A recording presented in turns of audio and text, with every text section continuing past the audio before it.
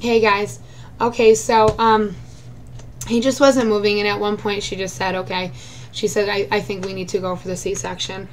And I was okay with, I mean, I wasn't okay with that. I felt like a failure at that very second. You know, I apologized to my husband because he kept telling me, you can do this, you don't want a C-section. Remember, that is not what we've talked about. And, you know, I just apologized. He said, honey, you did the very best you could, you know. And I pushed I tried. He just would not move. And it was totally God intervened. I'll talk to you guys about that. Because had I had him vaginally, he probably would not be here right now. So, God intervened, and we're very thankful for that. But then, so they put a catheter in me. We went into the, you know, I got in a wheelchair. They took me down to the operating room. My husband, they gave him something to eat because they didn't want him to go in there not eating and be queasy and everything with everything going on. I went in the operating room, sat up on the table. They did the spinal. And that really wasn't bad either. She said it's going to feel like a bee sting. I don't know. Maybe I have a high pain tolerance or something, but I didn't think that was bad at all. And he had to redo that like 5 times because he could not get it when he would put in the numbing medicine or whatever. And he'd try to, I don't know exactly what he was doing back there because he didn't really say. But when he would try to get it, it just wasn't working. So he had to try it like 4 or 5 times. And he did the prick thingy where he had to put the numbing medicine in again. And it just, I didn't think it was horrible. The hardest part is what everybody says, which is if you have a contraction, you have to sit very still, and it's very difficult to do that. But again, the midwife was with me. She was so wonderful, and she was telling me how strong I was and that I could do this and, you know, breathe through it. She was just absolutely perfect. And I'm so thankful that she was there with me because at that point, you know, your husbands can't come in, at least not at our hospital.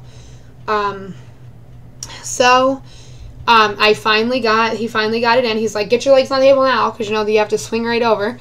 And I could start to feel the warmness kind of go down my body. And he took something, I don't know what it was, and he's like, and he was pricking me with it, and he's like, tell me when it pricks like this, you know, because they want to see how far up it went. They put a sheet up to cover it. And they brought my husband in. He sat there with me. They, you know, Velcro, do your arms down. There was another guy in there who was, I think, like an anesthesia nurse. He was really great in talking to me because I got kind of cold, which I always do from anesthesia. And he covered me up, and it was just a few minutes later that we gave the midwife our camera, and they were pulling Nate out. We unfortunately didn't get any pictures because I think she was having a hard time working our camera of him actually coming out of me, but we have pictures right there shortly after when he's still, you know, they hadn't cleaned him up or anything. He was wonderful at first. We could hear him cry. I'm sorry if I get emotional during this.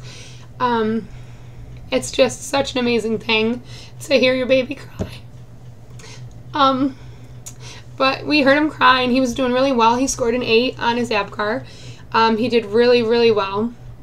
And they, I just found out just actually a couple of days ago, I didn't know this, they let Paul cut the unofficial cord. They'd already actually cut it off, but they let him cut the piece down to where it needs to be for his belly button, where they clip it off. We didn't get pictures of that either. Like I said, I think she was having a hard time working the camera. But he came over, brought Nate over to me, and at first I couldn't see him because Paul was up higher and his you know, he was wrapped up.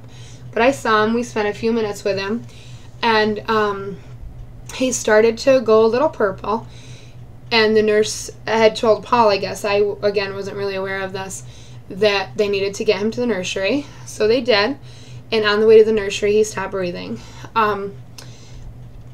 They were able to, you know, stimulate him and everything like that, where he you know, would start breathing again. I guess it happened a couple times on the way to the nursery. Paul was still in there, went in there with them, everything. When they were weighing him, he stopped breathing again and turned completely purple. Again, I did not see this, thank God. My husband was there, and it really, really bothered him. It affected him a great deal, and he, even right this second, he can't talk about it without really being upset. My entire family saw it because they were standing outside the nursery. It was a scary, scary few minutes. But they were able to get him vented, to be on a ventilator, and they were able to start, his heart never stopped. I don't know, it may have gone a little low, his heart rate, I don't know, but he stopped breathing. And my husband really wanted to be the one to tell me, and they didn't understand that. I mean, there was miscommunication somewhere, and the midwife ended up telling me, which I told him was absolutely fine. She just came over to me and she said there's been a little problem. The baby stopped breathing, but he's breathing now. And I knew at that point they were going to take him to the NICU unit, which was fine. You don't want that to happen, obviously. But I just wanted what was best for him. I didn't care that we weren't going to be at the same hospital. I just really wanted what was best for him.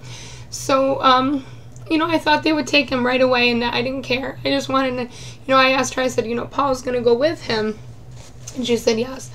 And one of the questions I'd failed to mention, is that I'd asked Paul, I don't know if it was when he brought the baby over or before. I can't remember exactly.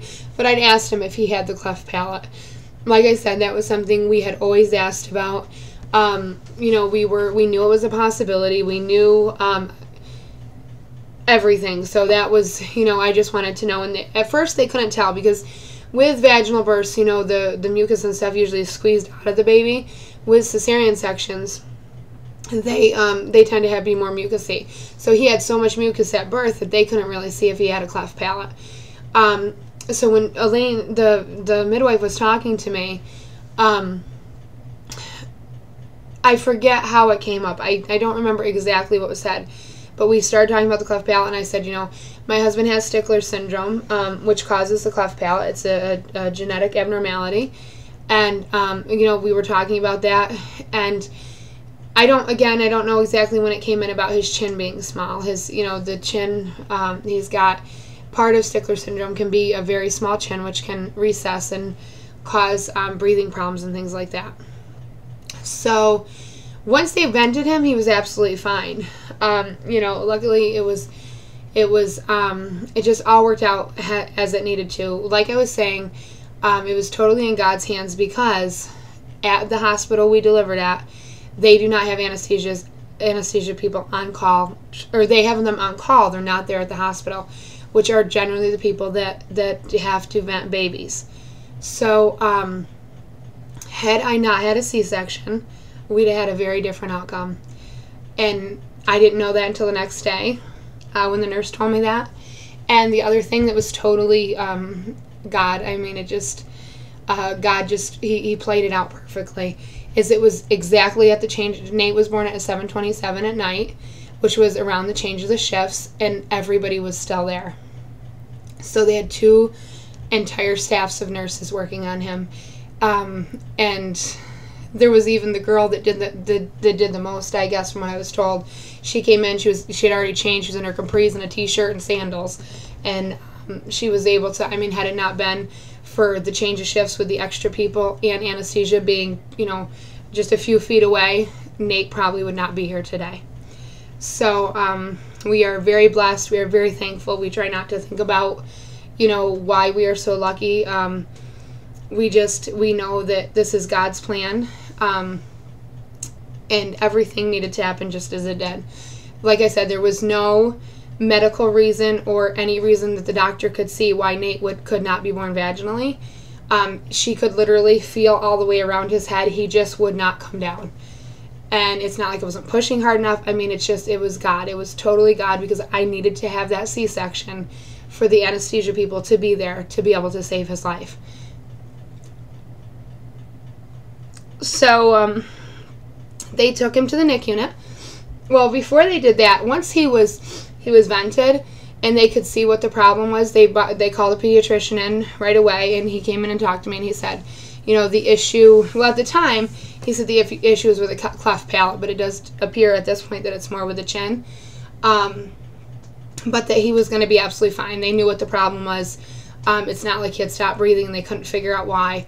What had happened is when they laid him on his back to weigh him, his chin dropped back and it cuts off his airway. And he doesn't have the ability to pull it forward all the time, or know enough to pull it forward. So, it's not like, and that's why I was not terribly worried, because it's not like, thank God that we know why it happens. We're not some of these people that your baby just stops breathing and they can't give you answers as to why it happened, so you don't know how to prevent it. They just need to basically lay Nate on his side and he's fine for the most part. So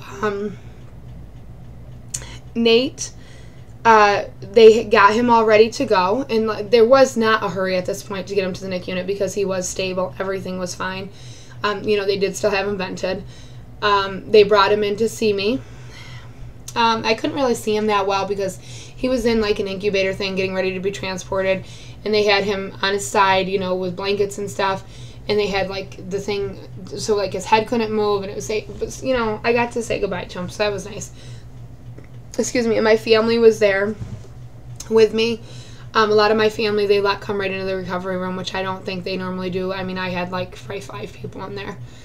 And the doctor came in and talked to me and everything. So everyone was just so wonderful. The nurses there are so wonderful. We were just talking today. We have to do something for them. Take something over. I mean, how do you thank people for saving your child's life? I mean, a card, it's just not enough. We just cannot, things just played out so perfectly.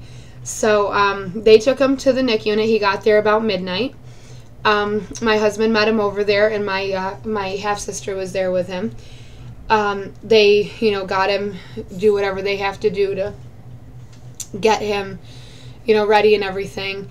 And he did pretty well at first. He had, some down days because they're still just trying to work with the chin, trying to figure out exactly what works for him and what doesn't. Because then what was happening is even on his side and stuff, his oxygen was dropping. So he, has oxygen and everything at this point. But he's having really good days, and we've been able to hold him, and he's getting better. It's just going to take some time. It's very difficult to go into the hospital thinking you're bringing your baby home and him having to go to the NICU unit, but it's getting easier every day because we know that he's where he needs to be. I don't want him home until he's completely ready to be here, so that there's never any issue, never any worry. We are just kind of taking it day by day. So I just wanted to I'm going to go ahead and end this. I'll do another video on exactly what's happened to Nate since he's been at the NICU. But I just wanted to let you guys know, exactly what happened, how I came about to have a cesarean, and all that. As for myself, I'm feeling pretty good. They did let me out a day early. They let me out after, on Saturday, which normally they would have kept me until Sunday. But I was doing really well. I was able to get up. I was able to take a shower. I felt pretty good. I don't know if it's because, again, I feel like, I don't know, maybe I have a high pain tolerance or something, but I really have not been in a ton of pain. And I don't know if it's from like the adrenaline of having to go to the hospital all the time, to be with Nate, and I have to be there. I have to just suck it up and deal with it. I can't just sit here. So, but I just feel very blessed to have everything go just as it has. And I feel even better every single day from the little bit of pain and things I do have. I have been so extremely blessed to be able to, we can't breastfeed because it affects his feeding as well. And I'll talk about that a little bit in his update. But I am able to pump, and I am getting a supply, and my milk has come in, and I'm about at 2 ounces each pump. And I'm just really glad. It's not a big deal to me that I can't breastfeed. I mean, of course I would love to, and of course that would have been great to have happen exactly what we wanted to happen. But it's more important to me that he's getting the breast milk. I don't care how he gets it, but he is fully on breast milk at this point. They actually give you bottles and everything right there. There are these little, we had really nice Medela bottles from the other hospital, and they throw them away because they don't reuse them or whatever. We didn't know that, or we would have never given them the Medela bottles. But they give you these bottles. We can take as many as we want, and they freeze it, and they, thaw it out as he needs it. And I'm hoping to, be able to give him what he needs there, plus start a freezer stash here, which looks like, every time I pump, I literally am almost, it's leveled off a little bit, but it was like at first I was doubling every single time I pumped, which was nice. So I'm going to let you guys go, but I'll look for an update soon on Nate, and I'll try to include some pictures. we just, you know, obviously don't have a ton of time to do a lot of extra stuff right now like that. So if you guys can just hold off, I will, you know, try to make a picture montage type deal of the first few days and things like that. He is a little cutie. I can't wait till you guys can see him. All right, I'll talk to you guys later. Bye.